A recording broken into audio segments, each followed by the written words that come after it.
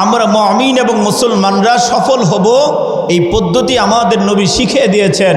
রাসূলুল্লাহ সাল্লাল্লাহু আলাইহি ওয়াসাল্লাম বলেছেন, কোন মুমিন বান্দা বান্দি যদি সফল হতে চায় তাহলে তার দুইটা গুণ অর্জন করতে হবে। কয়টা গুণ ভাই?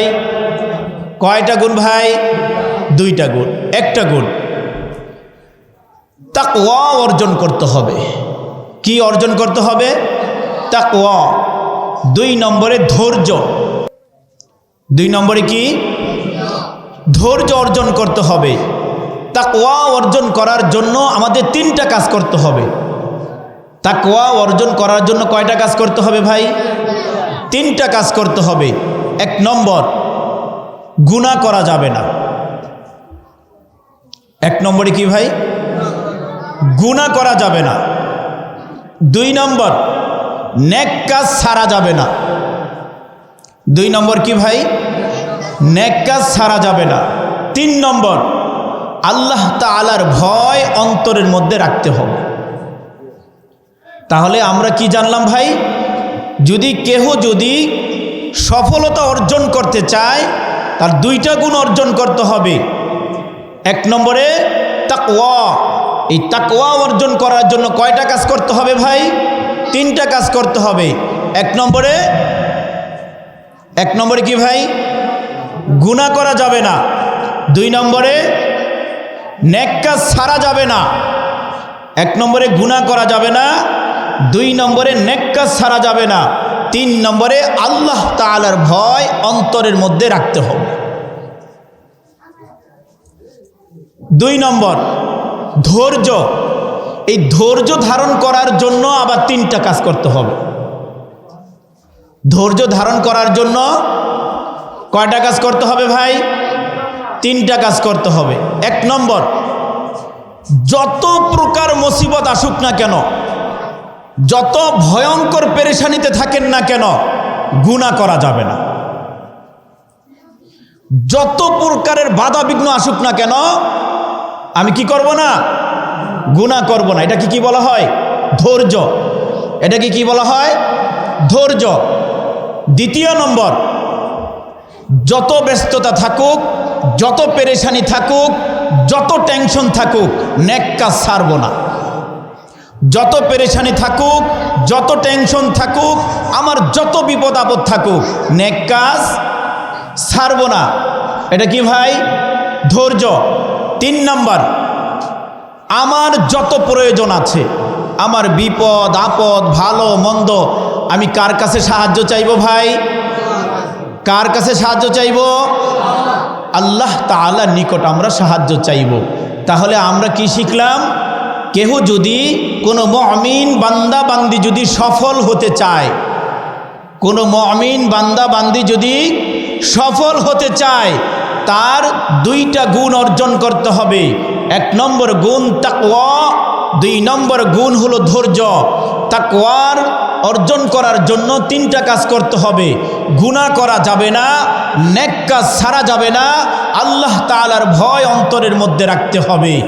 আর ধৈর্যের আবার 3টা কাজ করতে হবে। যদি সত্যিকার আপনি ধৈর্যশীল হন তাহলে আপনার 3টা কাজ করতে হবে। যত প্রকার বিপদ আপদ, যত পেরেশানি আসুক না কেন, গুনাহ করা যাবে না। আর 2 নম্বর হলো, আমার যত ব্যস্ততা থাকুক, নেক কাজ ছাড়া যাবে না। আমার যত ব্যস্ততা থাকুক, নেক কাজ ছাড়া যাবে না। 3 নম্বর, আমার যত বিপদ আপদ পেরেশানি যা কিছু প্রয়োজন, আমি কার কাছে চাইব? কার কাছে চাইব? পারবো ইনশাআল্লাহ। তাহলে এই গুণ রাসূলুল্লাহ সাল্লাল্লাহু আলাইহি ওয়াসাল্লাম বলেছেন, এই গুণ যেই মুমিন বান্দা বান্দি অর্জন করবে সে সফল। সুবহানাল্লাহ, সে কি সফল। তাহলে আমরা এই গুণগুলা অবশ্যই অর্জন করব। আল্লাহ তাআলা আমাদের সব ভাইকে তৌফিক দান করুন। সকলে বলে আমিন। রাসূলুল্লাহ সাল্লাল্লাহু আলাইহি ওয়াসাল্লাম এক হাদিসে বললেন, কেহ যদি 3 জন ব্যক্তিকে সম্মান করে, সে আল্লাহ তাআলাকে সম্মান করে। কেহ যদি 3 জন ব্যক্তিকে সম্মান করে, সে কাকে সম্মান করে? আল্লাহ তাআলাকে সম্মান করে। আমরা কি ওই তিনজন ব্যক্তিকে সম্মান করতে রাজি আছি ইনশাআল্লাহ? তিনজনের মধ্যে একজন হচ্ছে দাড়ি পাকা মুরব্বী। তিনজনের মধ্যে একজন হচ্ছে দাড়ি পাকা মুরব্বীকে কেহ যদি সম্মান করে সে আল্লাহ তাআলাকে সম্মান করে। আমাদের এই জামানায় কি এরকমটা আছে মনে করেন? দাড়ি পাকা মুরব্বীদেরকে এখনকার যুবকরা সম্মানই করতে চায় না। এই জন্য আমার যুবক ভাইদের কাছে অনুরোধ থাকবে, ভাই দাড়ি পাকা মুরব্বীদেরকে সম্মান করলে যদি আল্লাহকে সম্মান করা হয়, তা দাড়ি পাকা মুরব্বীর সাথে বেয়াদবি করলে আল্লাহর সাথে কি করা হয় এটা আপনারাই চিন্তা করবেন। এটা যুবক ভাইদের কাছে শুধু এই প্রশ্নটা রাখলাম। আমি যেহেতু যুবক, আমার যুবক ভাইদের ব্যাপারে আর মন্তব্য করতে চাই না। এই জন্য আপনাদের কাছে অনুরোধ থাকবে, রাসূলুল্লাহ সাল্লাল্লাহু আলাইহি ওয়াসাল্লাম বলেছেন যে দাড়ি পাকা মুরব্বীদেরকে সম্মান করলে আল্লাহ তাআলাকে সম্মান করা হয়। তাহলে আমাদের কীরকমভাবে মুরব্বীদের সাথে কথা বলতে হবে, তাদের সামনে কিভাবে দাঁড়াতে হবে, তাদের সামনে আমার কিভাবে হাত লাড়াতে হবে, এটা আমার সকল যুবক ভাইদেরকে শেখা উচিত। যদি আমরা বেয়াদবি করি এই দাড়ি পাকা মুরব্বীদের সাথে, তাহলে আল্লাহর সাথে কি রকম হয় এটা আপনারা নিজেদের দিলকে প্রশ্ন করবেন। দ্বিতীয় আরেকজন ব্যক্তি যাকে সম্মান করলে আল্লাহ তাআলাকে সম্মান করা হয়, সেটা হলো কোরআন ধারণকারী উলামায়ে কিরাম। কোরআন ধারণকারী উলামায়ে কিরাম তাদেরকে যদি সম্মান করা হয়, রাসূলুল্লাহ সাল্লাল্লাহু আলাইহি ওয়াসাল্লাম বলেছেন স্বয়ং আল্লাহ তাআলাকে সম্মান করা হয়। এখন এই জামানায়ও আলহামদুলিল্লাহ যুবক বলেন, বৃদ্ধ বলেন, সবাই উলামায়ে কিরামদেরকে সম্মান করে। এই ব্যাপারে আলহামদুলিল্লাহ কোনো মন্তব্য নাই, শুকরিয়া। আমি এই ব্যাপারে শুকরিয়া, কারণ আমিও কিন্তু বিক্রমপুরের ছেলে, আমি কিন্তু দূর থেকে আসি নাই। আমার বাড়ি দিঘির পাড়, চিনেন সবাই, ব্যাসনাল দিঘির পাড়। তো বলার উদ্দেশ্য হলো এটা মোটামুটি চলে, কিন্তু তারপরেও মাঝে মাঝে আমরা বউয়ের উপরে রাগ কইরা, বউরে মারতে না পাইরা হুজুরের উপরে আয়া ঝাড়ে, এইটা যেন না হয়, এইটা যেন কোনো সমাজে না হয়। আপনারা এই ব্যাপারে সতর্ক থাকবেন। বউর লগে পারে নাই, ওই পুরা ঝাড়াটা আয়া হুজুরের উপরে ঝাড়ে, কিচ্ছু বিচায় পায় না। হঠাৎ কইব এই বেতনের লেগে আপনার 10 বার যাওয়ান লাগেনি, 6 মাসের তো বেতন, কি হয়েছে? হুদ্দা হুদি একটা জায়গা থুয়া যায় ইমাম সাহেবের উপরে, ওই যে বউর লগে পারে নাই। এই জন্য এই দুই একজন, এগুলো অনেক না, 2-1 আছে। তো আশা করি আপনাদের সমাজে নাই, কিন্তু এটা মোটামুটি 2-1 থাকে। তো এই জন্য ওই ভাইদেরকেও বলবো, এতটুক ঝাড়াও আপনি হুজুরদের সাথে ঝাইরেন না। কারণ উলামায়ে কিরামদের সাথে যদি আপনার এই বেয়াদবিটা হয়ে যায়, তাহলে কার সাথে বেয়াদবি হবে? আল্লাহর সাথে বেয়াদবি হবে। আমরা উলামায়ে কিরামদেরকে আগেও যেরকম সম্মান করেছি, এখনও যেরকম সম্মান করি, আমরা ভবিষ্যতেও সম্মান করব ইনশাআল্লাহ সবাই। আল্লাহ আমাদের সবাইকে তৌফিক দান করুন। রাসূলুল্লাহ সাল্লাল্লাহু আলাইহি ওয়াসাল্লাম আরেকজন ব্যক্তির কথা বলেছেন, তাকে যদি আপনারা সম্মান করেন তাহলে আল্লাহ তাআলাকে সম্মান করা হয়। সে হলো ন্যায় পরায়ণ বাদশা। সে কি ভাই? ন্যায় পরায়ণ বাদশা। এই বাদশাকে যদি আপনি সম্মান করেন তাহলে আল্লাহ তাআলাকে সম্মান করা হয়। আমরা কি এই 3টা সম্মান, এই 3 ব্যক্তিকে সম্মান করবো ইনশাআল্লাহ? আল্লাহ আমাদের সব ভাইকে তৌফিক দান করুন, সকলে বলে আমিন। রাসূলুল্লাহ সাল্লাল্লাহু আলাইহি ওয়াসাল্লাম এক হাদিসে বলেন যে আল্লাহ তাআলা আমাদের উপরে রেগে আছেন। এই কথাটা বুঝার জন্য 4টা আলামত। কেউ কথা বলবেন না, গুরুত্বপূর্ণ কথা বলা হচ্ছে আপনাদের জন্য। যদি গ্রহণ করে নিতে পারেন কাজে লাগবে ইনশাআল্লাহ। কি বলতেছিলাম ভাই? রাসূলুল্লাহ সাল্লাল্লাহু আলাইহি ওয়াসাল্লাম বলেছেন আল্লাহ তাআলা কোনো বান্দা বান্দির উপরে রেগে আছেন কিনা এটা বুঝার জন্য কয়টা আলামত বলেছেন ভাই? 4টা আলামত। কয়টা আলামত ভাই? 4টা আলামত। এই 4টা আলামতের কোনো একটা যদি আমাদের কারো ভিতরে থাকে, আমরা ছেড়ে দেওয়ার চেষ্টা করব ইনশা। 1 নম্বর আলামত,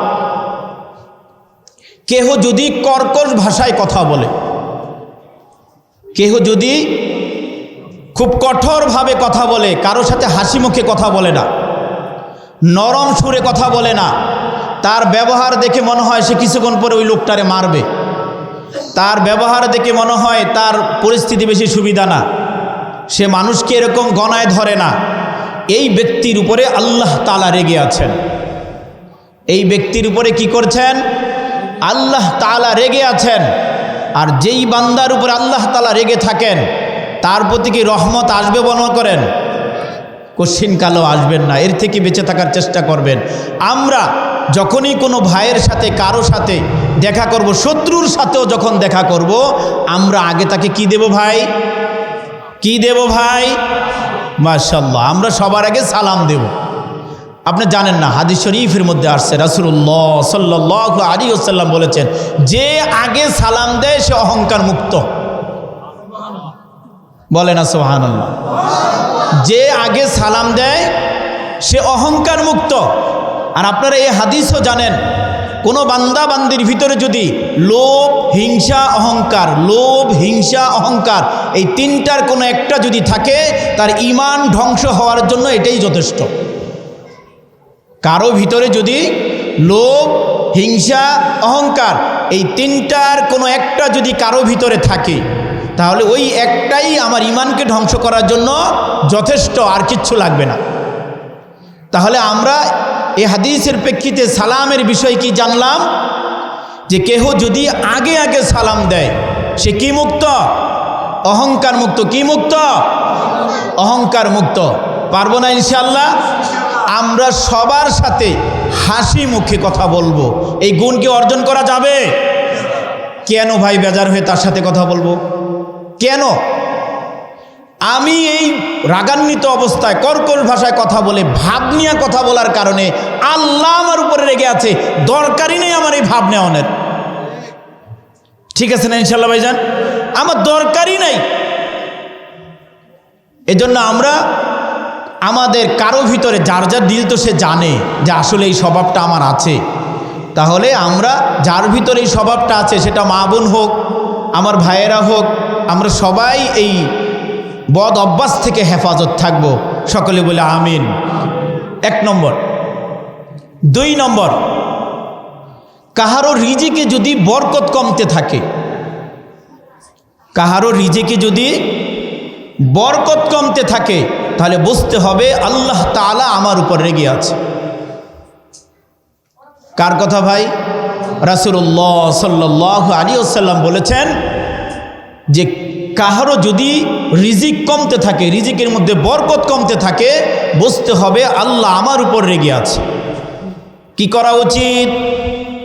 বলেন কি করা উচিত? তখন আমাদের তওবা করা উচিত, ইস্তিগফার করা উচিত। আল্লাহ, হয়তোবা আমার কোনো না কোনো ভুলের কারণে আপনি আমাকে গাজীরবাগের মতন ধরছেন, আমি কোনো দিক থেকে সফল হইতে পারি না, আমার ব্যবসায়ও সফল হইতে পারি না, ফ্যামিলিও আমার সাথে ভালো আচরণ করে না, বাচ্চাগুলোও আমার সাথে ভালো আচরণ করে না, আমি সব দিক থেকে আস্তে আস্তে কেমন জানি নিচে নেমে যাচ্ছি।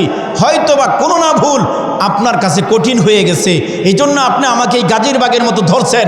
আল্লাহ, সামনের জিন্দিগিতে আর কশ্চিনকালে আমি ভুল করব না, আর কখনো ভুল করব না। আমি আপনার কাছে রুজু হইছি, ছোট হইছি, আপনি আমাকে মাফ করে দেন, আমার এই ভয়ঙ্কর বিপদ থেকে আমাকে হেফাজত করেন। বলা যাবে না ইনশাআল্লাহ? আমরা তো জানি কার কার কোন বিপদ আছে নাকি, এটা তো আমরা জানি। তো যখন দেখবেন রিজিকের মধ্যে বরকত কমতে থাকবে, তখন আমাদের কি করতে হবে? ইস্তিগফার করতে হবে, তওবা করতে হবে। সেজদায় গিয়া আমরা হাত তুলে মুনাজাত করি না? হাত তোলার থেকে, বলে গেলাম, এভাবেই করবেন। হাত তোলার থেকে একাএকিভাবে, হাত তোলার থেকে একাএকিভাবে সেজদায় গিয়ে আল্লাহর কাছে দোয়া করবেন। আল্লাহ তাআলার নিকট এই কপালের অনেক দাম। আল্লাহ তাআলার নিকট এই কপালের অনেক দাম। এজন্য আমরা কি করব ভাই? দোয়া কিভাবে করব শিখাই দিলাম। দোয়া কিভাবে করব ভাই? সেজদায় গিয়ে একা একইভাবে, সেটা মসজিদে যেয়ে করতে পারেন বা আপনার স্পেশাল কোনো রুমে করতে পারেন, সেখানে কেউ আপনাকে ডিস্টার্ব করবে না। আগেই বলে দিবেন যে আমাকে ডাকাডাকি করবে না। তখন আপনার ভিতর একটা ফিল হবে। কি ফিল হবে? আমি আমার আল্লাহর সাথে কথা বলতেছি। সুবহানাল্লাহ। আমি কার সাথে কথা বলতেছি? আমি আমার আল্লাহর সাথে কথা বলতেছি। এই একটা ভিতরে ফিল হবে। এই ফিলটা যখন আসবে, আপনার দোয়াটাও কিন্তু অন্তর থেকে আসবে। আপনি দেখেন চিন্তা কইরা যে হুজুরে তো বইলে গেছে, আসলে এভাবে কইরা দেখেন, আপনার দোয়াটাও অন্তরের ভিতর থেকে আসবে।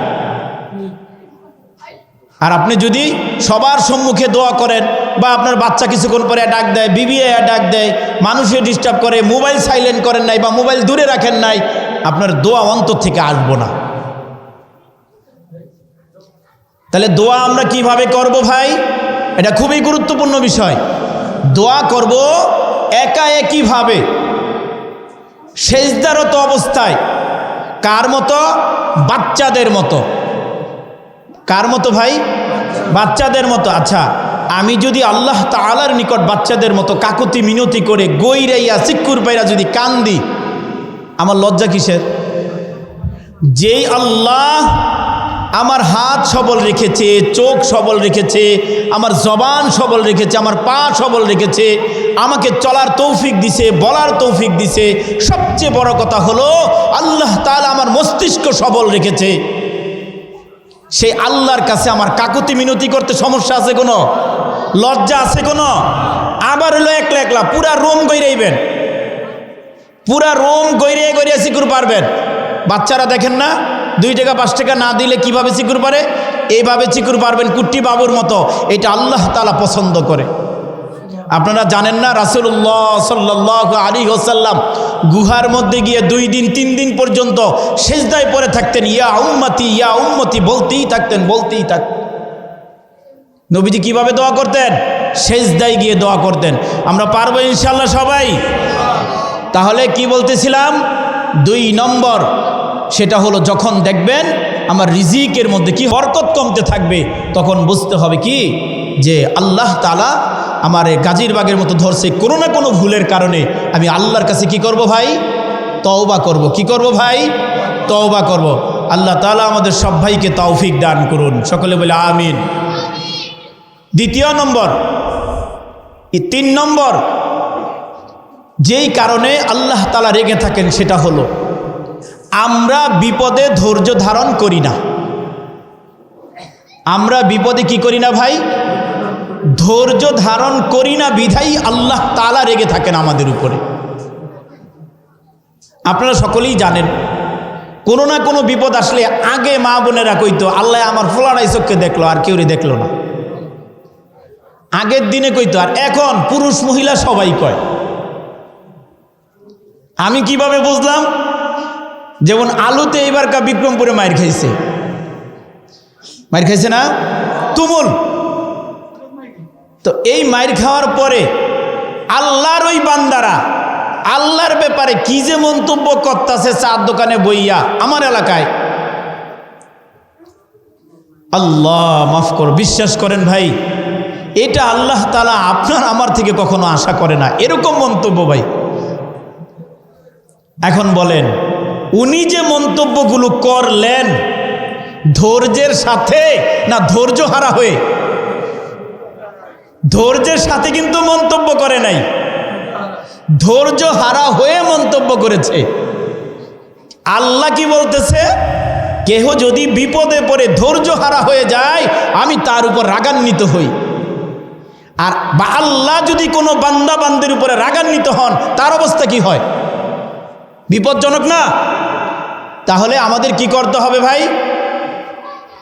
মা বোনরা এবং আমরা যারা পুরুষরা আছি, আমাদের সব ভাইয়ের বিপদের সময় ধৈর্য ধারণ করতে হবে। সব ভাইয়ের বিপদের সময় কি করতে হবে? ধৈর্য ধারণ করতে হবে। ভাই বিপদ 2 কারণে আসে। বিপদ কয় কারণে আসে ভাই? 2 কারণে। সবসময় মনে রাখবেন, এক নম্বর, হয় আল্লাহ তাআলা আমাদেরকে পরীক্ষা নিতেছেন, হয় আল্লাহ তাআলা আমাদের পরীক্ষা নিতেছেন। আপনি অনুভব করে বলবেন, আল্লাহ যদি আপনি আমাকে পরীক্ষা নেনই, আলহামদুলিল্লাহ আমি প্রস্তুত আছি, দেখি আপনি আর কত পরীক্ষা নেন, আমি আপনার পরীক্ষায় সফল হবই হব। বলে না ইনশাআল্লাহ? আল্লাহকে কি বলতে হবে? যখন দেখবেন যে বিপদ আর যায় না, তখন কি বলবেন? যে আল্লাহ আমার দিল কয় আপনি আমার পরীক্ষা করতেছেন। আমার জানা মতে আমি এমন কোনো ভয়ঙ্কর কোনো গুনাহ করি নাই যার দরুন আমার এত বড় বিপদ আইছে, তাহলে নিশ্চিত আপনি আমাকে কি করতেছেন? পরীক্ষা করতেছেন। আমি আপনার পরীক্ষায় কি করব? পাস করবই করব, দেখি আপনি কত দূর আমার পরীক্ষা করতে পারেন। সবাই বলেন ইনশাআল্লাহ। এটা হলো এক কারণে বিপদ আসে। দ্বিতীয় কারণ হচ্ছে আমাদের কোনো না কোনো গুনাহের কারণে বিপদ আসে। আমাদের কোনো না কোনো গুনাহের কারণে বিপদ আসে। তো আরেকটা কারণে বিপদ আসে, ওটা আপনাদের সকলের জানা থাকা উচিত। বাচ্চাদের বাবা মা যদি কোনো গুনাহ করে, সেই গুনার শাস্তিও বাচ্চাদের উপরে দেওয়া হয়। একটু চিন্তা করবেন, এই বিষয়টা খুব গুরুত্বপূর্ণ বিষয়। বাবা মা যদি কোনো বেশি থেকে বেশি ভুল করে, কিছু কিছু গুনাহের শাস্তিও বাচ্চাদেরকে দেয়। এজন্য আমরা বাবা মায়েরা নিজেরা গুনার থেকে আমরা হেফাজত থাকবো, পারবো না ইনশাআল্লাহ? সবাই আমরা এই ব্যাপারে খেয়াল রাখবো। তাহলে আমরা 3 নম্বরে কি বললাম ভাই? বিপদের সময় কি করতে হবে? ধৈর্য ধারণ করতে হবে, ধৈর্য হারা হওয়া যাবে না। দুটোটা কথাই বলবেন যে আল্লাহ যদি আপনি আমাকে পরীক্ষা করেন, তাহলে কি আমি পরীক্ষা অবশ্যই পাস করব, আমি আগাইতে থাকি, দেখি আপনি কত দূর আমার পরীক্ষা করতে পারেন। দ্বিতীয় নম্বর বলতে হবে, আল্লাহ যদি আমার ভুলের কারণে করে থাকেন, আপনি আমাকে মাফ করে দেন, আমার ভুল হয়ে গেছে, সমস্যা আছে, ক্ষমা চাইতে আমরা আল্লাহর কাছে ক্ষমা চাইব ইনশাআল্লাহ, ইনশাআল্লাহ। 4 নম্বর, আল্লাহ তাআলা এই কারণে আমাদের উপরে রেগে আছেন। 4 নম্বর, সেটা কি? আমরা দোয়া করতে ভুলেই গেছি। বান্দা বান্দি যদি দোয়া না করে, আল্লাহ তাআলা রাগ করেন। হাদিস শরীফের মধ্যে আসছে, রাসূলুল্লাহ সাল্লাল্লাহু আলাইহি ওয়াসাল্লাম বলেছেন, বান্দা বান্দি যদি কি না করে? দোয়া না করে, এতে আল্লাহ তাআলা রাগান্বিত হন। আমরা দোয়া করতেই চাই না। আমরা কি করতেই চাই না? দোয়া করতেই চাই না। হাদিস শরীফের মধ্যে আসছে, আপনার আমার যদি একটা জুতার ফিতাও লাগে, জুতার একটা ফিতাও লাগে, সেই ফিতাটা আমি আল্লাহর কাছে তোমরা চাও। কিন্তু আমরা আল্লাহর কাছে সবার আগে বলি না, দুনিয়ার সবার কাছে বলি। যখন আর কুলাইয়া পারি না, শেষমেশ গিয়ে ইমাম সাহেবের 50 টাকা দিয়া হুজুর একটু দোয়া করে দেয়। ওই যে শুরু থেকে বললাম, দিনকে প্রয়োজনের ক্ষেত্রে ব্যবহার করে। যেখানে আল্লাহ এবং আল্লাহর রাসূল বলেছিলেন দিনকে সবচেয়ে বেশি প্রাধান্য দিতে হবে, দুনিয়াকে প্রয়োজনের ক্ষেত্রে ব্যবহার করতে বলছে। কিন্তু আমরা হয়ে গেছি পুরোটাই উল্টা। তো এই জন্য আমরা বেশি বেশি দোয়া করবো ইনশাআল্লাহ। আমাদের বিপদ আপদ, ভালো মন্দ, সুবিধা অসুবিধা, সুখে দুঃখে আমরা কার কাছে দোয়া করব ভাই? সবার আগে আল্লাহর কাছে দোয়া করব। কে কে হাত তুলি? সবার আগে। আল্লাহ আমাদের সব ভাইকে কবুল করুন। আমরা সবার আগে আল্লাহর কাছে বলবো, সবার আগে আল্লাহর কাছে বলবো। আরে ভাই, আল্লাহই ব্যবস্থা করে দিবেন, অন্য কেউ পারবে না ভাই। আল্লাহই ব্যবস্থা করবেন, এর উপরে ইয়াকিন থাকতে হবে। আর এটাই বলা হয় ইমানদারের আলামত। এটাকে কি বলা হয়? ইমানদারের আলামত। পারবো না ইনশাআল্লাহ? তাহলে রাসূলুল্লাহ সাল্লাল্লাহু আলাইহি ওয়াসাল্লাম আমাদেরকে 4টা আলামত বলেছেন, যে এই 4টা আলামত যদি কারো ভিতরে থাকে, আল্লাহ তাআলা ওই বান্দা বান্দির উপরে রাগ করেন। 4টা আলামত আমরা শুনতে পেরেছি। 1 নম্বরে কর্কশ ভাষায় যে কথা বলে, 2 নম্বরে যার রিজিক কমতে থাকে, 3 নম্বরে যে বিপদে ধৈর্য ধারণ করে না, 4 নম্বরে যে বেশি বেশি দোয়া করে না। আল্লাহ তাআলা আমাদের এই 4 গুণ থেকে হেফাজত করুন, সকলে বলে আমিন। আমরা এর থেকে বেঁচে সঠিক পথে যেন আমরা চলতে পারি, আল্লাহ আমাদের সব ভাইকে তৌফিক দান করুন। মুসলিম শরীফের মধ্যে 5018 নম্বর হাদিসে রাসূলুল্লাহ সাল্লাল্লাহু আলাইহি ওয়াসাল্লাম বলেছেন,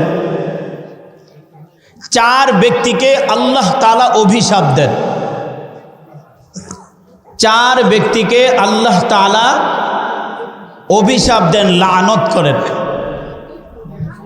মুসলিম ভাই কেউ কথা বললেন না ভাই, গুরুত্বপূর্ণ কথা বলতেছি। এই যে বিষয় ভিত্তিক কথাগুলো হইতেছে, শুনতে ভালো লাগতেছে না ভাই?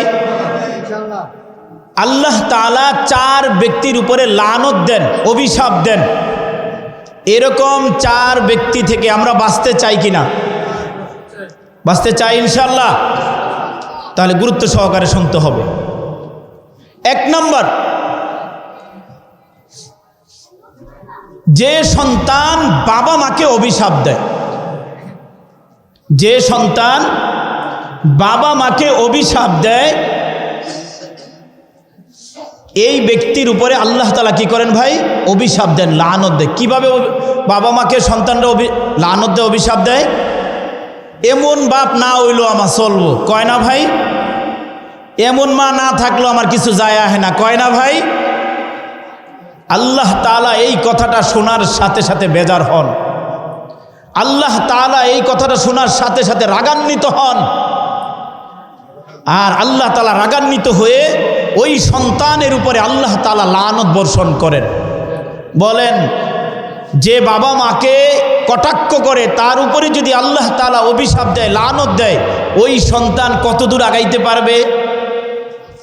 কত দূর আগাইতে পারবে ভাই? বেশি দূর যেতে পারবে? এই জন্য বাবা মাকে অভিশাপ দেওয়া যাবে না। যত ভুল করুক, যত ভুল করুক, হাদিস শরীফের মধ্যে আসছে, যত ভুল করুক বাপ মার সাথে রাগান্বিত হওয়া যাবে না, বাপ মাকে অভিশাপ দেওয়া যাবে না। যদি বাবা মাকে আপনারা অভিশাপ দেন, কটাক্ষ করে কথা বলেন, আল্লাহ তাআলার লানত ওই সন্তানের উপরে পড়বেই পড়বে। কে বলেছে ভাই? রাসূলুল্লাহ সাল্লাল্লাহু আলাইহি ওয়াসাল্লাম বলেছেন। তাহলে আমরা কি করা যাবে না? বাবা মার সাথে দুর্ব্যবহার করা যাবে না, বাবা মার সাথে দুর্ব্যবহার করা যাবে না।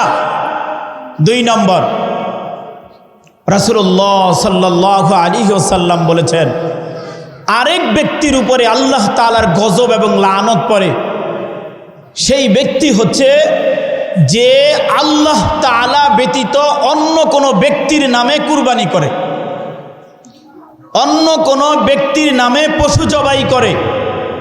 ওই ব্যক্তির উপরে আল্লাহ তাআলার গজব এবং লানত। বুঝতে পারছি ভাই? এটা কি বাংলাদেশে হয়? বাংলাদেশে হয়। এর থেকে বাঁচতে হবে আমাদের। এটা খুব ভয়ঙ্কর একটা বিষয়, এটা খুব ভয়ঙ্কর একটা বিষয়। আল্লাহকে বাদ দিয়া কোনো ব্যক্তির নামে যদি কুরবানি হয়, সেই কুরবানি তো হারাম হারাম হারাম। আবার এই দিক দিকে আল্লাহ তার উপরে লানত বর্ষণ করে। তো এই ভয়ঙ্কর গুনাহ থেকেও কি করতে হবে? আমাদের বাঁচতে হবে। আল্লাহ আমাদের সব ভাইকে বাঁচার তৌফিক দান করুন। 3 নম্বর, রাসূলুল্লাহ সাল্লাল্লাহু আলাইহি ওয়াসাল্লাম বলেন, কোনো ব্যক্তি যদি তার ক্ষেতের আতাইল থেকে আরেকজনের আতাইল কাটতে কাটতে নিজের আতাইলের মধ্যে ঢুকাইয়া দেয়, ওই ব্যক্তির উপরে আল্লাহ তাআলার লানত। এরকম কি আমাদের বিক্রমপুরে আছে? এটা কি শুধু আতাইল বুঝাইছে? এখানে কি শুধু আতাইল বুঝাইছে? একটা মাসালা দিয়া অনেক মাসালা বুঝানো হয়, একটা মাসালা দিয়া অনেকগুলো মাসালা বুঝানো হয়। তাহলে এখানে শুধু আতাইল বুঝায় নাই, বাড়ির বেড়াও যদি ঠেললে এক গিব্বা হেমমিহি দিয়ে আপনার জায়গা বাড়ান, তার উপরেও আল্লাহ তাআলার লানত হবে। ভাই বুঝাইতে পারছি কথাটা? এই জন্য এই 3 নম্বর ব্যক্তি আমাদের দুনিয়াতে অ্যাভেলেবেল আছে। এই 3 নম্বর ব্যক্তি দুনিয়াতে অ্যাভেলেবেল আছে। আমি সকল ভাইদেরকে বলবো, আমাদেরও ভিতরে যদি এই রোগ থাকে, আপনাদেরকেও বলবো, ভাই হাদিস শরীফের মধ্যে আসছে, কেহ যদি কারো জমিন থেকে 1 কোদাল পরিমাণ মাটি জোর কইরা নেয়, জমিন তো পরে মাটি, এক কোদাল পরিমাণ যদি মাটি জোর করে নেয় তাহলে তাকে মানে এত ভারী এক মাটির দলা তার উপরে চাপায় দেওয়া হবে যেটা দুনিয়ার একটা পাহাড়ের সমান। এটা তার গলার মধ্যে ঝুলাইয়া দেওয়া হবে এবং সে যাইতে যাইতে যাইতে জাহান্নামের তলদেশে গিয়া ঠাস করে পড়ে যাবে। আবার উঠানো হবে, আবার এভাবে নামানো হবে। এই জন্য আমরা এই কাজটা না করি। কিচ্ছু না ভাই, ধোকার দুনিয়া, ধোকার দুনিয়া। আপনি আপনার স্ত্রীর জন্য চালাকি বাটপারি করে ব্যবসা বাণিজ্য করলেন, চালাকি বাটপারি করে কারো কাছ থেকে আপনি ইনকাম করলেন। আপনি আপনার সন্তানের জন্য চালাকি বাটপারি করে আপনি ব্যবসা বাণিজ্য করলেন। আপনি আপনার ফ্যামিলিকে চাকচিক্যময় বিল্ডিং উপহার দেওয়ার জন্য ধোঁকাবাজি করে আপনি টাকা ইনকাম করলেন। ওয়াল্লাহি আল্লাহর কসম করে বললাম, আল্লাহ তাআলা কালামুল্লাহ শরীফের মধ্যে স্পষ্ট ভাষায় বলেছেন, কাল কিয়ামতের ময়দানে বাবা সন্তানকে অস্বীকার করবে একটা নেক দেওয়ার জন্য, মা সন্তানকে অস্বীকার করবে একটা নেক দেওয়ার জন্য, স্ত্রী স্বামীকে অস্বীকার করবে একটা নেক দেওয়ার জন্য, স্বামী স্ত্রীকে অস্বীকার করবে একটা নেক দেওয়ার জন্য, সন্তানরা বাবা মাকে অস্বীকার করবে একটা নেক দেওয়ার জন্য। তাহলে আপনি কার জন্য আপনার জীবনকে ধ্বংস করতেছেন? একটু ভাবেন, আপনি কার জন্য আপনার জিন্দেগির জন্য ধ্বংস করতেছেন? আপনি জানেন, আপনি যে চালাকি বাটপারি করে ধোঁকাবাজি করে ভাউতাবাজি করে যেভাবে খুশি হারাম পথে আপনি যে ইনকাম করে তাদেরকে খুশি করলেন, ওয়াল্লাহি আল্লাহর কসম করে বললাম, ওই মানুষগুলা স্বীকারই করবে না যে আপনি তাদেরকে এই উপকার করছেন, চিনবেই না। তা আপনি কিসের জন্য এই চালাকি বাটপারি ধোঁকাবাজি কইরা বউরে পোলাপানিরে বাচ্চারে খুশি কইরা সমাজরে খুশি কইরা লাভটা কি? শেষে আমার উপর দিয়া সমস্ত জুলুম অতিবাহিত হবে। পুরা জুলুম কার বহন করতে হবে? আমার নিজের বহন করতে হবে, যে আমরা চালাকি বাটপারি করি, যে আমরা ধোঁকাবাজি করি।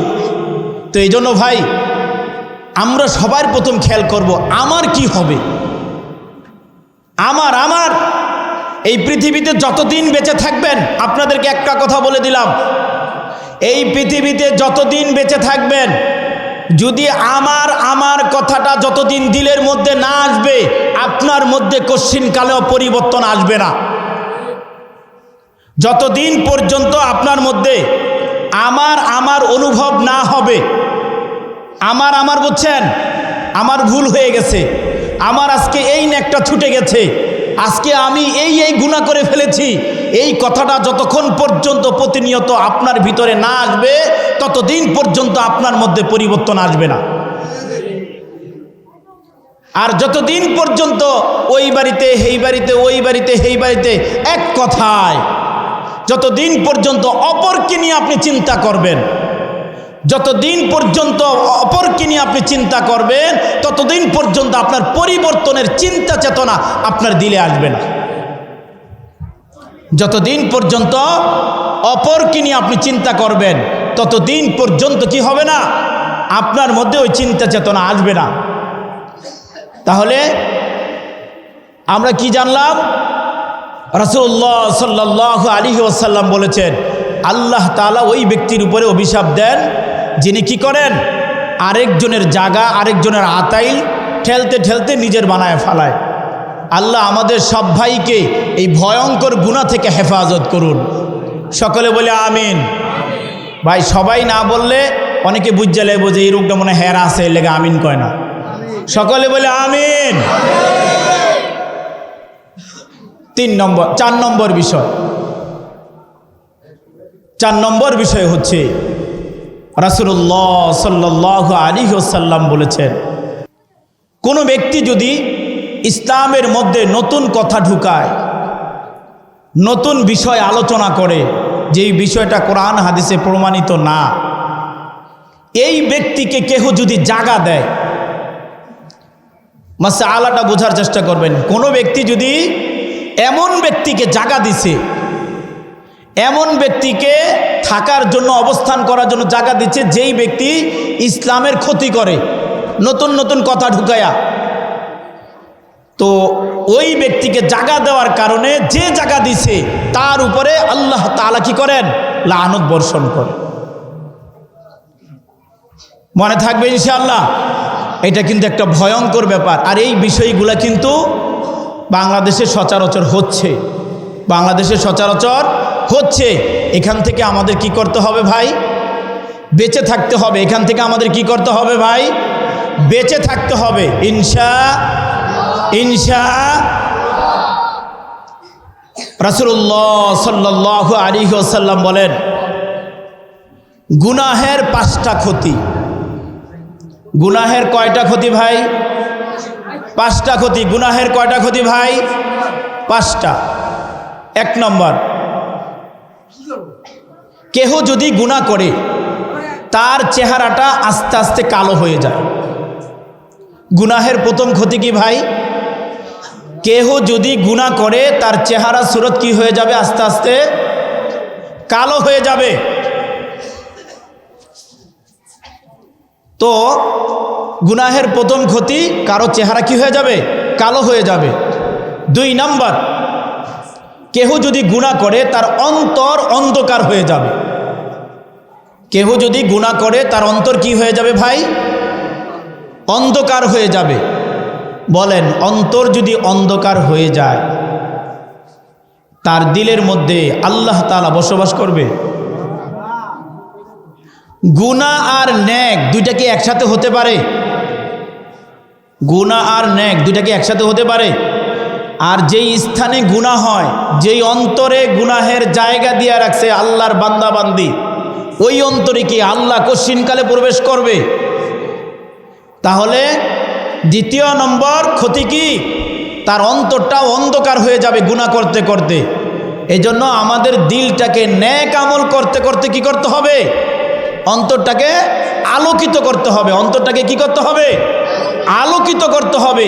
যখন আমি আমার অন্তরকে নেক কাজ করতে করতে আলোকিত করব, গুনাহ থেকে হেফাজত থাকবো, তখন আল্লাহ তাআলা আমার অন্তরে বসবাস করবে। আর আল্লাহ প্রত্যেকটা বান্দা বান্দির সাথে থাকে। আল্লাহ প্রত্যেকটা বান্দা বান্দির সাথে থাকেন।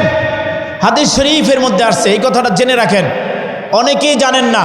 হাদিস শরীফের মধ্যে আসছে রাসূলুল্লাহ সাল্লাল্লাহু আলাইহি ওয়াসাল্লাম বলেছেন, এভাবে নবীজি দেখাইছে, এভাবে সবাই খেয়াল করেন।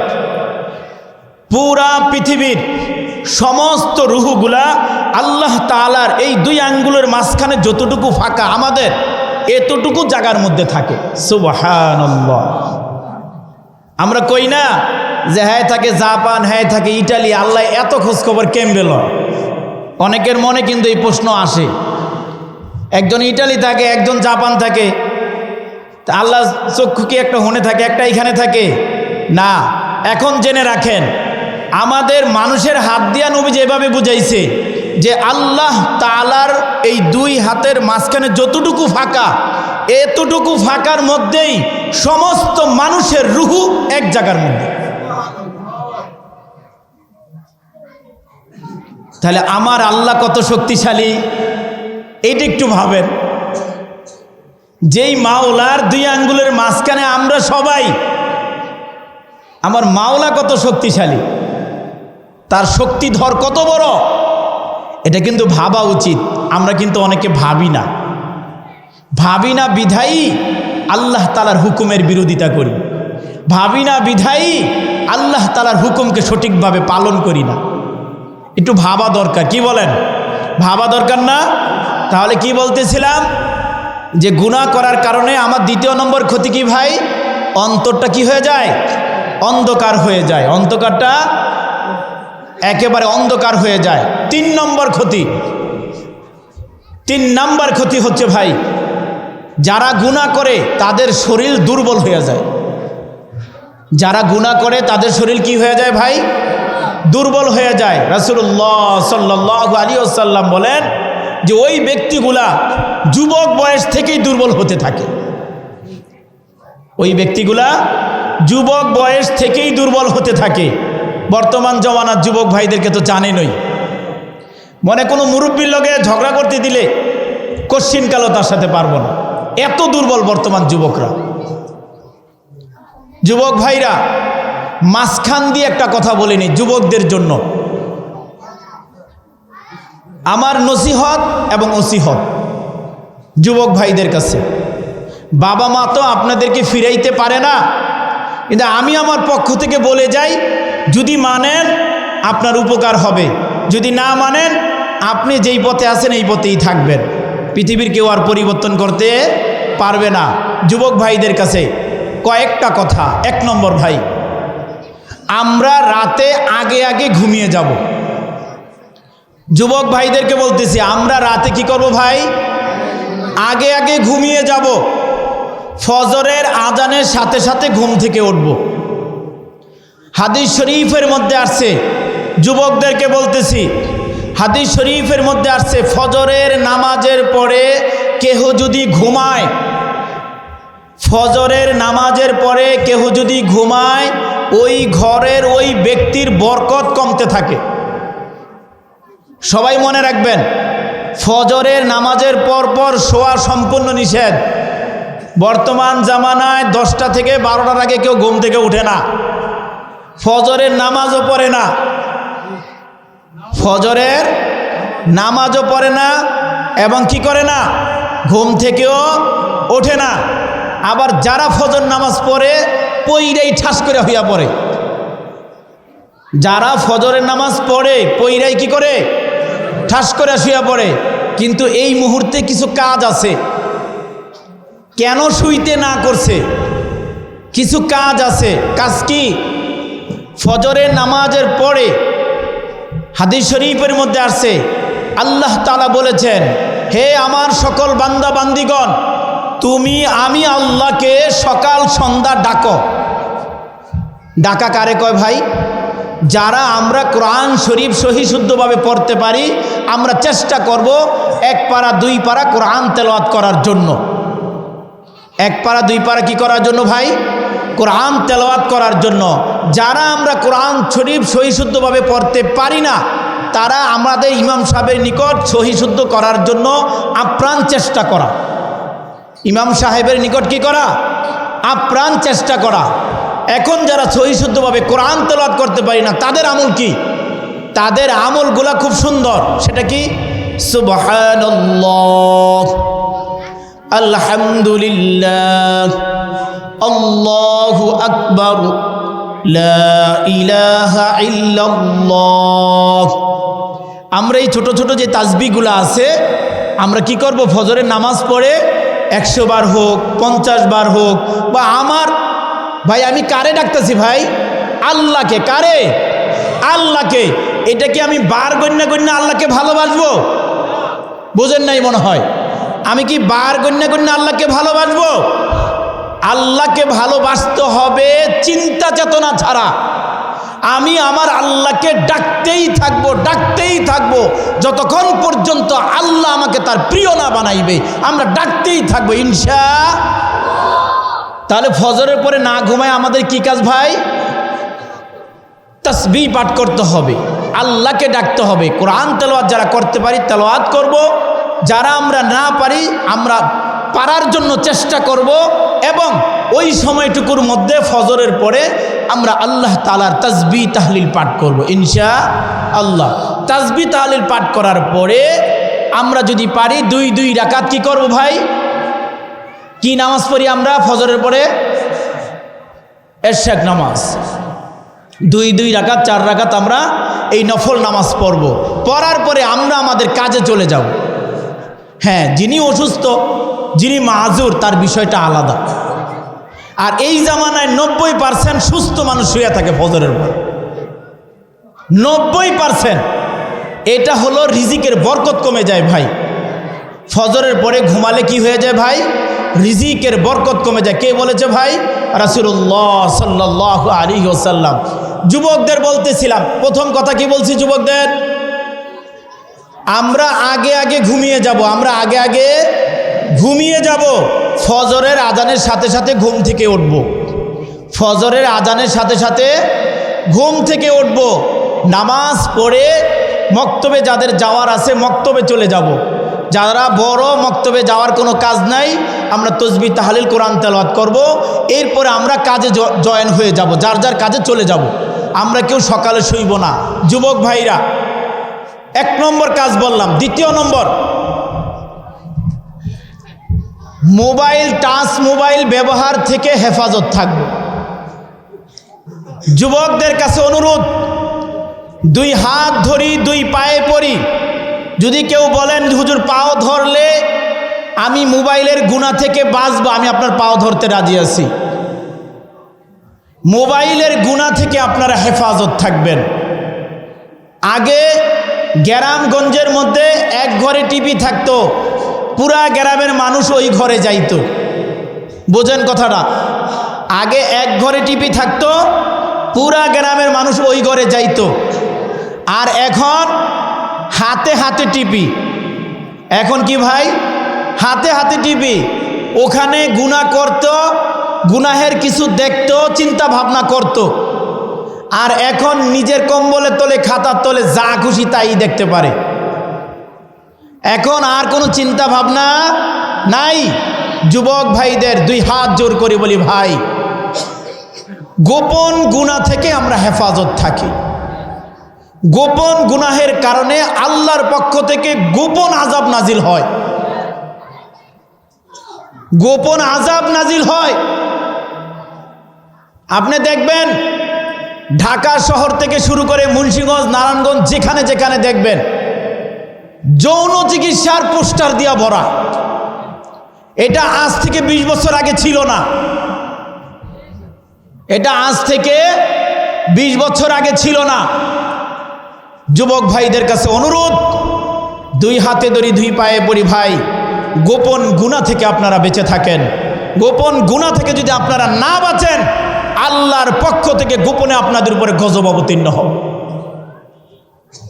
তাহলে কয়টা আমল দিলাম আমার যুবক ভাইদের? 1 নম্বর, রাতে আগে আগে ঘুমাতে হবে, সকালে আগে আগে ঘুম থেকে উঠতে হবে। 2 নম্বর, মোবাইলের গোপন গুনাহ থেকে হেফাজত থাকতে হবে। 3 নম্বর, মুরব্বীদের সাথে চোখ রাঙায় কথা বলা যাবে না। যুবক ভাইদের কাছে অনুরোধ, মুরব্বীদের সাথে কর্কশ ভাষায় উচ্চ আওয়াজে কথা বলা যাবে না। সেটা আপনার বাবা হোক, আপনার দাদা হোক, বড় ভাই হোক, এলাকার মুরব্বী গণ্যমান্য ব্যক্তিরা হোক, কারো সাথে চোখ রাঙায়া, চোখ বড় করে, হাত তুলে কথা বলা যাবে না। একটা কথা বলে যাই আপনাদের, ওই ব্যক্তি প্রকৃত মুমিন এবং মুসলমান। ওই ব্যক্তি প্রকৃত মুমিন এবং মুসলমান যেই ব্যক্তির হাত, পা, চোখ এবং জবান থেকে অপর মুসলমান শান্তি পায়। যেই ব্যক্তির হাত, পা, জবান এবং চোখের ইশারা থেকে অপর মুসলমান শান্তি পায়, ওই ব্যক্তি প্রকৃত মুমিন। এখন বর্তমান যুবকরা একটু ব্যতিক্রম হয়ে গেছে। একটু চোখটা ফুটলেই, বয়সটা 14-15 হলেই নিজের দাদার চেয়ে বড় মনে করে। আমার দাদার আগে আমি আইছি। বিষয়টা কিন্তু এরকম না। দাদার পরেও আইছেন, বাবার পরেও আইছেন, বড় ভাইয়ের পরেও আইছেন। অনেক সময় বড় ভাইয়েরা শান্তশিষ্ট হয়, ছোটগুলা একটু তেউরা থাকে। এই জন্য যুবক ভাইদের কাছে অনুরোধ থাকবে, আপনাদের কাছে, মুরব্বীদের সাথে আমরা যেন কেউ বেআদবি আচরণভাবে কথাবার্তা ব্যবহার না করি। এতে ক্ষতি কি? এতে ক্ষতি কি? এতে ক্ষতি হলো তার দিল থেকে যেই বদদোয়াটা আপনার লেগে যাবে, এই বদদোয়াটা ততক্ষণ পর্যন্ত আপনি মাফ পাবেন না যতক্ষণ পর্যন্ত এই মুরব্বী আপনাকে মাফ না করবে। হক 2টা, এই কথা আপনাদের মনে রাখতে হবে। হক কয়টা ভাই? 2টা। একটা আল্লাহর হক আর একটা বান্দার হক। আল্লাহর হক যে কোনো মুহূর্তে আল্লাহ মাফ করে দিতে পারে। আল্লাহর হক যে কোনো মুহূর্তে আল্লাহ কি করতে পারে? মাফ করে দিতে পারে। কিন্তু বান্দার হক, ওই বান্দা যদি মাফ না করে, কশ্চিনকালেও আপনি মাফ পাবেন না।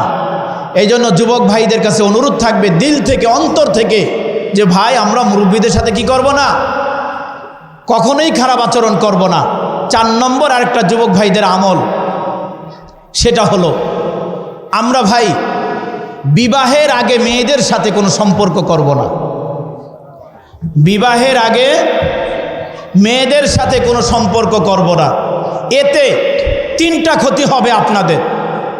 বিবাহের আগে মেয়েদের সাথে যদি সম্পর্ক করেন, কয়টা ক্ষতি হবে ভাই? 3টা ক্ষতি হবে। 1 নম্বরে আপনি অল্প বয়সে পাগল ছাগল হয়ে যাবেন। অল্প বয়সে কি হয়ে যাবেন? পাগল ছাগল হয়ে যাবেন। 2 নম্বরে হয় আপনার বাবারে জব করতে হবে, না হয় বাড়িঘর বেচতে হবে। কি লেগা? আপনার ওই মেয়েকে একটা উপহার দিতে হবে, 10,000 টাকার উপহার চাইছে।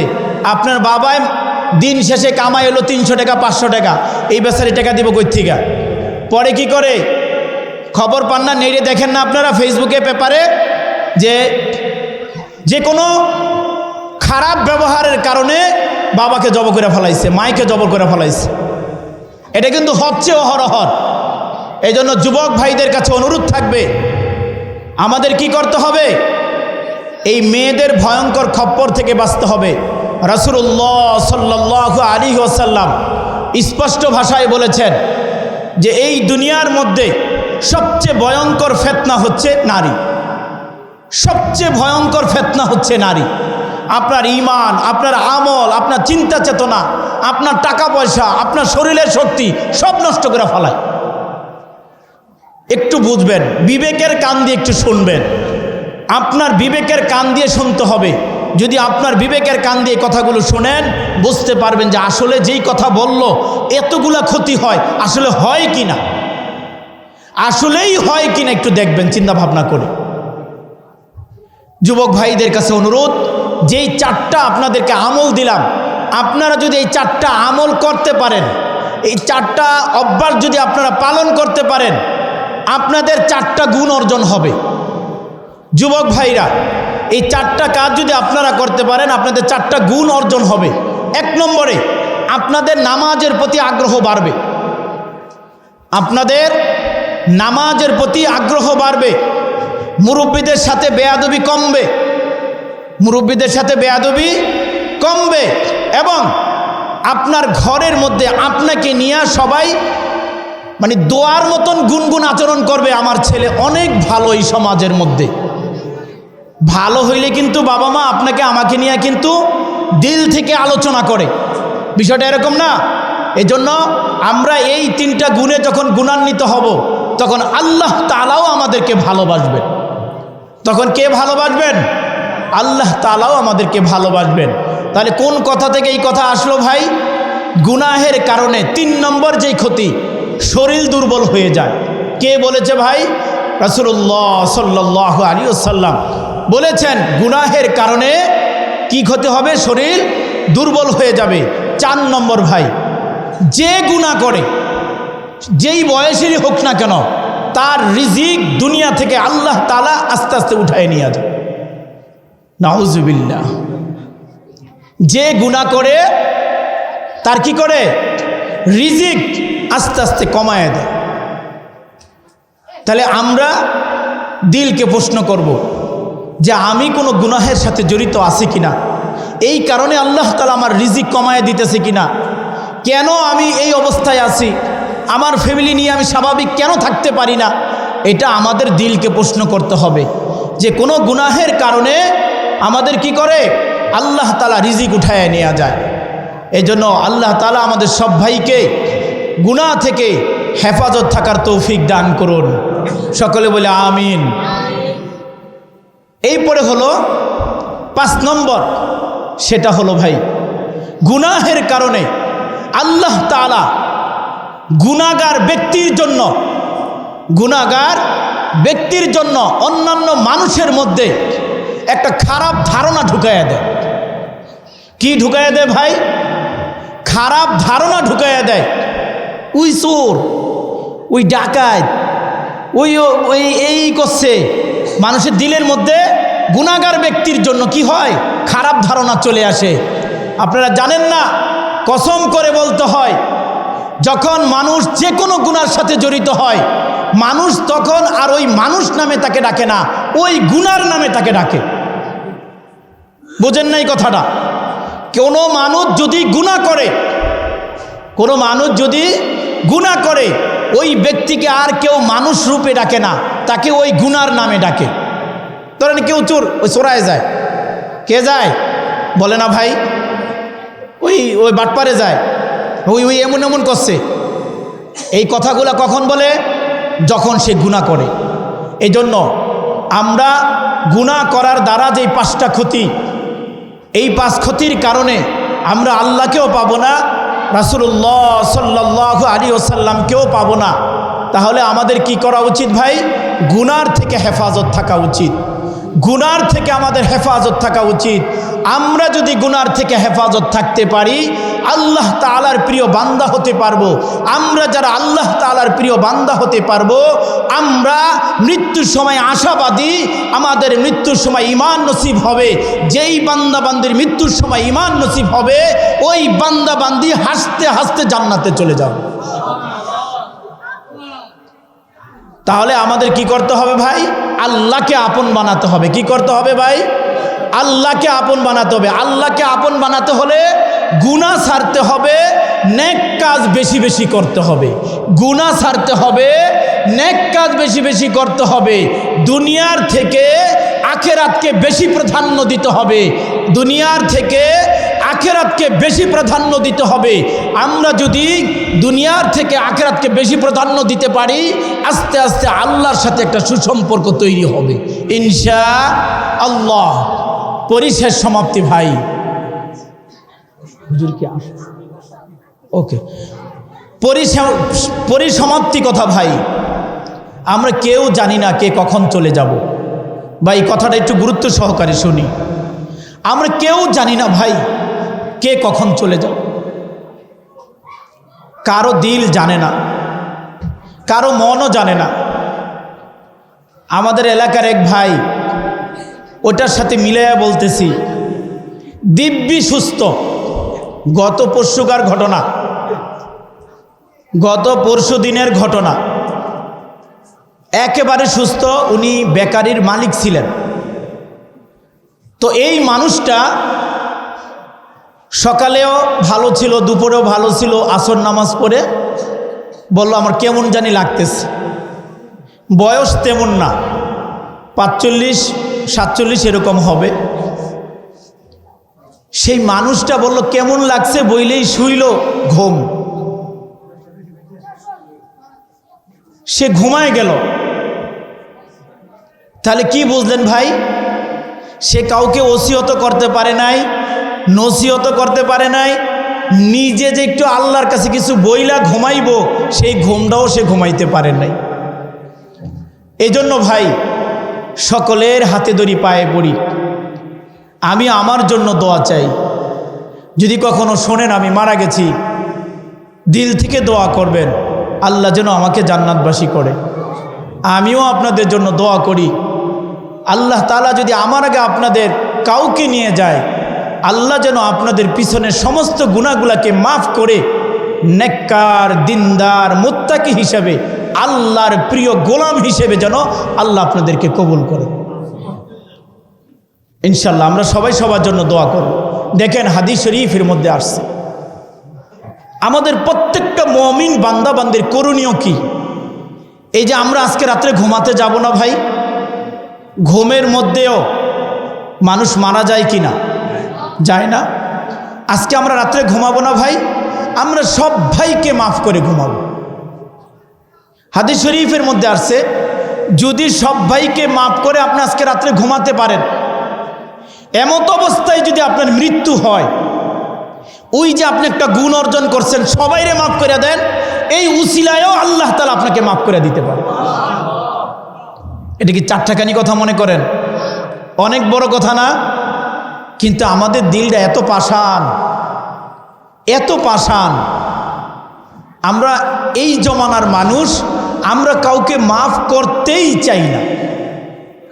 এমন একটা জামানা চলতেছে, আমরা কোনো ভাই একটা বকা দিছে বা একটু কথাই বলছে, আমার বংশের উপরে লাইগা গেছে, আমার বড় লোকের উপরে লাইগা গেছে, মানে আমার মাইন্ডে লেগে গেছে। এখন এই মাইন্ড ছুটানোর জন্য ওরে মারতে হইব, এই মাইন্ড ছুটানোর জন্য ওরে কিছু করতে হইব, এই চিন্তা চেতনা নিয়ে আমরা 24 ঘন্টা থাকি।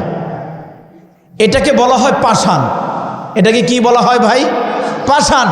এই পাষাণ হৃদয় নিয়ে তো ভাই আমি যদি এই কিসের কথা বলে ওরা, কি কথা বলতেছে তোমরা? একটু শোনেন, কথাগুলো গুরুত্বপূর্ণ। আচ্ছা বলেন, আমি যদি কাউকে ক্ষমা করার যোগ্যতা না রাখি, আমি কিভাবে ক্ষমা পাওয়ার যোগ্যতা রাখি? কথা ক্লিয়ার আসেন? আমি কাউকে ক্ষমা করার যোগ্যতা রাখি না, আমি মাফ করতেই চাই না, তাহলে আমি আল্লাহর কাছে কিভাবে ক্ষমা চাওয়ার যোগ্যতা রাখি? ক্ষমা পাওয়ার যোগ্যতা থাকে আমাদের? আল্লাহ তো বলবো, তুই আমার বান্দা একটা ভুল করছেই, তুই দেখস নাই আমার বান্দা যে সকাল বিকাল ভুল করে, এই পরে তো আমি ওর দম বন্ধ করে ওরে মারি নাই, রিজিক বন্ধ করি নাই, সূর্যের আলো থেকে দূরে সরাই নাই, হাত পাও দুর্বল করে দেই নাই। আমি তো সবসময় আশায় ছিলাম আমার বান্দা ফিরবে, আমার বান্দা ভালো হবে। আমি সেই আশায় আমার বান্দা যে গুনাহ করতেছে, এরপরও আমি তাকে ধরি না, সুযোগ দেই। আর তুই ছোট্ট একটা ভুল করছে, এখন তারে গাজীর বাগের মতন ধরতেই হবে, এই চিন্তা চেতনা নিয়ে ঘুরবা, আবার আমার কাছ থেকে ক্ষমা চাইবা। এত সহজ নাকি? এত সহজ নাকি? এই জন্য ভাই, আমাদের দিলটাকে নরম করি, চোখে পানি আনি, আমরা সব ভাইকে মাফ করে প্রতিদিন রাত্রে ঘুমাবো। এই গুণটা যদি আপনারা অর্জন করতে পারেন, আমি অন্তর থেকে বলতেছি, আল্লাহ তাআলা ওয়াদা করতেছে যে এই উসিলায় হলেও আল্লাহ আপনাদেরকে মাফ করে দিতে পারে। এই জন্য আমরা এই গুণটা অর্জন করতে পারবো ইনশাআল্লাহ। ভাই, এই যে ভাইয়ে ভাইয়ে দ্বন্দ্ব, ভাই বোনে দেখতে পারে না, ঘরের মধ্যে স্বামী স্ত্রীর মিল নাই, এগুলো ভাই এখন অহরহ হওয়ার কারণ আল্লাহ তাআলার হুকুমের উপরে খবর নিয়ে দেখবেন ওই সংসারের মধ্যে 50% চলে না। আল্লাহ তাআলার হুকুম অনুযায়ী ওই সংসারে 50% চলে না। আমি আমার লাইফ জীবনের প্রশংসা বলতেছি, আপনারা একটু শোনেন। আমি 14 বছর যাবৎ বিবাহ করেছি। 14 বছরের মধ্যে আমার স্ত্রী একবারের জন্য চোখ উঠায় কথা বলে না। 14 বছরের মধ্যে আমার সাথে আমার স্ত্রী একবারের জন্য চোখ উঠায়, মানে চোখ বড় করে কথার আওয়াজটা জোরে আমার সাথে কোনো কথা বলে নাই। আচ্ছা বলেন, এটা কি আমার গর্বের না? এটা কি আমার খুব আন্তরিক না? এরকম আপনারাও হতে পারবেন, আপনাদের ঘরেও এই শান্তি আসবে। কখন? যখন আল্লাহ তাআলার হুকুম অনুযায়ী আপনার স্ত্রীকে আপনি পালবেন। যদি আল্লাহর হুকুম অনুযায়ী আপনার স্ত্রীকে না পালেন, আপনার ঘরে কশ্চিন কালো এই স্বামী স্ত্রীর শান্তি আসবে না। শান্তি আসার জন্য একটাই শর্ত, সেটা হলো আল্লাহর হুকুম। এই জন্য ভাই, বলার উদ্দেশ্য কি ছিল ভাই, আমরা যদি এই ভাই বোনের মধ্যে আন্তরিকতা, ভাইয়ে ভাইয়ে আন্তরিকতা, এগুলা যদি আমরা বজায় রাখতে চাই, আমাদের আল্লাহর হুকুম অনুযায়ী আমাদের জীবনকে পরিচালনা করতে হবে। আল্লাহর হুকুম অনুযায়ী যদি আমার জীবনকে পরিচালনা করতে না পারি ভাই, আমি সারা জীবন আশা করতে পারো, হে আমার ভাই এরকম ব্যাপারটা করলো, বোনটাই আমার লগে এমন করলো, আমার স্ত্রী আমার লগে এরকম আচরণ করে, কশ্চিন কালো পরিবর্তন হবে না। এজন্য অনুরোধ থাকবে, কোরআন এবং হাদিসের আলোকে আমরা আমাদের জিন্দিগিকে গড়ার চেষ্টা করব ইনশাআল্লাহ, ইনশাআল্লাহ। এরপর আসেন প্রবাসী, এখানে যারা আছেন প্রবাসী ছেলে বা ভাই, কাদের কাদের আছে একটু হাত তুলি। প্রবাসে থাকে আপনার ছেলে, ভাই, ভাইগনা, নাতি, হাত নামান। আপনাদের কাছে একটা অনুরোধ থাকবে ভাই, প্রবাসী ভাইদের সাথে আন্তরিকতা এবং মহাব্বত বজায় রাখবেন। ভাইদের সাথে যদি আপনি আন্তরিকতা মহাব্বত বজায় না রাখেন, তাদের জ্বরের সময় কিন্তু আপনাকে তার পাশে পায় না, তাদের বিপদের সময় কিন্তু আপনাকে তার পাশে পায় না। আপনি কি করেন, একটা জায়গা কিনেন, ছেলেটা 7 বছর ধরে বিদেশে গেছে, ছেলেটা বাসায় আসতে চায়, আপনি কি করলেন, এখন আসার দরকার নাই, আর 3 বছর পরে আয়। তোর আশার উপরে নির্ভর করেই তো জায়গাটা লইছি, তোর আশার উপরে নির্ভর করেই তো কি করছি, জায়গাটা রাখছি, তুই 3 বছর পরে আয়। পরে খবর নিয়ে দেখা যায় জায়গা ছোট ভাইয়ের নামে লেখা দিছে, নাহলে বাপের নামে লেখা লয়ে গেছে। সেরাই যখন 10 বছর পরে বাইতা হে কয় তোর কিচ্ছুই নাই। ভাই বিক্রমপুরে এগুলা বেশি হইতেছে যে তোর কি নাই, কিচ্ছুই নাই, পরিশেষে বেড়াইছি গুরুবারে। এই জন্য আপনারা আপনাদের সন্তানের উপরে, আপনার ভাইয়ের উপরে টর্চারিং করবেন না। ভাই কত যে কষ্ট প্রবাসীদের, রাস্তাঘাটে এখানে সেখানে কি দিয়া যে ভাত খায়। প্রায় 90% প্রবাসী ভাই কষ্টে থাকে। 90% প্রবাসী কি থাকে ভাই? কষ্টে থাকে। এই জন্য আপনাদের কাছে অনুরোধ থাকবে, আমরা প্রবাসী ভাইদেরকে মূল্যায়ন করব, গুরুত্ব দেব, ভালোবাসবো। আল্লাহ আমাদের সব ভাইকে প্রবাসী ভাইদের সাথে আন্তরিকতা বজায় রাখার তৌফিক দান করুন। পরিশেষ কথা, আল্লাহ আমাদের সব ভাইকে হকের উপরে অটল থাকার তৌফিক দান করুন। হক্কানি উলামায়ে কেরামদের সাথে সুসম্পর্ক বজায় রাখার তৌফিক দান করুন। নামাজ, 5 ওয়াক্ত নামাজ জামাতের সাথে আদায় করার তৌফিক দান করুন।